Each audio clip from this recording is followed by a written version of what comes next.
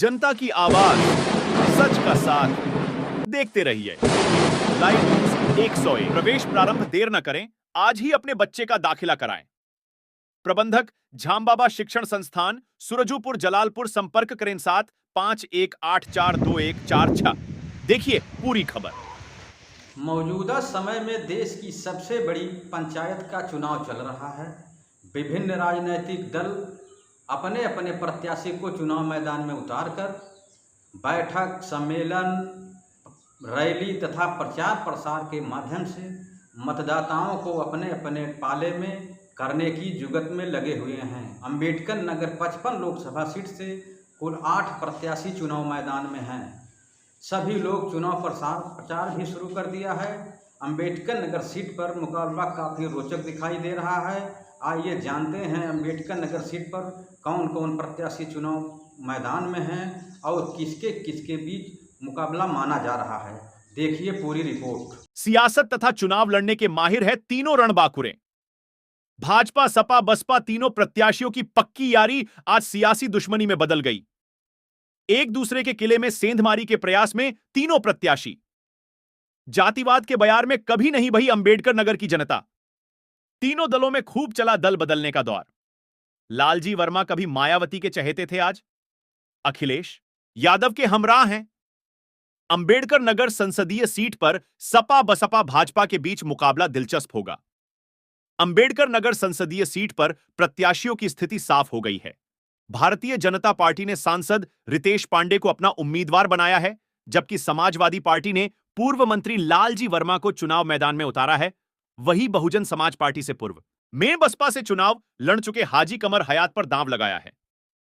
वैसे अंबेडकर नगर 55 लोकसभा क्षेत्र से 8 प्रत्याशी चुनाव मैदान में है, जिसमें सपा से पूर्व मंत्री कटेहरी विधायक लालजी वर्मा, भाजपा से सांसद रितेश पांडे, बसपा से पूर्व जलालपुर नगर पालिका के अध्यक्ष हाजी कमर हयात, बहुजन मुक्ति पार्टी से जावेद अहमद सिद्दीकी, मूल निवासी समाज पार्टी से नीलम, भागीदारी पार्टी से राम नरेश, भारतीय शक्ति चेतना party Vivek Kumar, piece party से सबाना खातून शामिल है। 8 लोग सांसद बनने चाह को अपने दिल में संजोए हुए हैं। लेकिन मतदाताओं में चर्चा है कि मुख्य मुकाबला भाजपा, सपा एवं बसपा के बीच दिखाई दे रहा है। सांसद रितेश पांडे, पूर्व मंत्री लालजी वर्मा एवं जलालपुर नगर पालिका परिषद के पूर्व अध्यक्ष हाजी कमर हयात की सच्ची यारी थी। आज तीनों लोगों एक दूसरे के धुर विरोधी हो गए हैं। 2019 के लोकसभा चुनाव में रितेश पांडे को सांसद बनाने के लिए पूर्व मंत्री लालजी वर्मा एवं हाजी कमर हयात ने साथ साथ लगे रहे और काफी मेहनत भी किया था। वर्ष 2022 के विधानसभा चुनाव के पहले पूर्व मंत्री लालजी वर्मा ने बहुजन समाज पार्टी से निष्कासन के बाद समाजवादी पार्टी का दामन थाम लिया और कटेहरी से सपा के टिकट पर विधायक बन गए। सांसद रितेश पांडे प्रधानमंत्री नरेंद्र मोदी के खाने के निमंत्रण में जाने के बाद बहुजन समाज पार्टी से मोहभंग हो गया और भाजपा के हमराह हो गए। अब रितेश पांडे, लालजी वर्मा एवं कमर हयात का एक ही मकसद है, सांसद बनना, लेकिन तीनों की राहें अलग है। अंबेडकर नगर में भाजपा, सपा एवं बसपा के मध्य त्रिकोणीय मुकाबला होना निश्चित है। पहलवान जब एक ही मंडली के हो तो जीत हार का अनुमान लगा पाना होता काफी मुश्किल नहीं नामुमकिन है, क्योंकि एक दूसरे के दांव पेंच जानते हैं। भाजपा प्रत्याशी सांसद रितेश पांडे जहां सरकार द्वारा संचालित योजनाओं व विकास के नाम बैतरणी पार करने के जुगत में हैं, वही समाजवादी पार्टी के प्रत्याशी पूर्व मंत्री लालजी वर्मा महंगाई, भ्रष्टाचार के मुद्दे जनता के बीच उठाकर पतवार के सहारे नाव को पार लगाना चाहते हैं। बसपा प्रत्याशी हाजी कमर हयात बसपा की पूर्ववर्ती सरकार में कराए गए विकास कार्यों के बदौलत बाबा साहब के मिशन को पूरा करने के भरसक प्रयास में है। इस प्रकार सपा, बसपा, भाजपा के प्रत्याशी जोर आजमाइश में लगे हुए हैं। अंबेडकर नगर के मतदाता कभी भी जातिवाद के बयार में नहीं बहे हैं। कोई खास मुद्दा भी नहीं रहा। यहां के लोग प्रत्याशी को कम, पार्टी को ज्यादा महत्व दिया है। अंबेडकर नगर लोकसभा चुनाव 2024 को लेकर चुनाव चिन्ह आवंटन के बाद चुनाव प्रचार की सरगर्मियां बढ़ गई हैं। कभी बसपा का गढ़ रही अंबेडकर नगर लोकसभा सीट आज सपा और भाजपा के लिए प्रतिष्ठा की सीट बन गई है। जातीय समीकरणों के मक्कन जाल में उलझी इस सीट पर भाजपा प्रत्याशी के सामने जहां इतिहास बचाने की चुनौती है, वहीं सपा प्रत्याशी के सामने इतिहास बनाने की चुनौती है और बसपा प्रत्याशी को इतिहास दोहराने की चुनौती है। इस सीट पर तीनों सियासी परिवारों का रसूख दांव पर लगा है। अंबेडकर नगर लोकसभा सीट 2009 के आम चुनाव में पहली बार सामान्य सीट घोषित हुई। वैसे तो अंबेडकर नगर सीट पर दलित, मुस्लिम और पिछड़े वोटों की बाहुल्यता है, लेकिन 3 चुनावों में कभी भी इस समाज के नेताओं को जीत नहीं मिली। 2009 के लोकसभा चुनाव में बसपा प्रत्याशी राकेश पांडे ने भाजपा के फायर ब्रांड नेता विनय कटियार को हराया था। राकेश पांडे वर्तमान में भाजपा प्रत्याशी रितेश पांडे के पिता हैं और वो सपा से विधायक हैं। 2014 के चुनाव में भाजपा के हरिओम पांडे ने सपा उम्मीदवार राममूर्ति वर्मा को हराया था। 2019 के चुनाव में रितेश पांडे ने भाजपा के मुकुट बिहारी वर्मा को शिकस्त दी थी।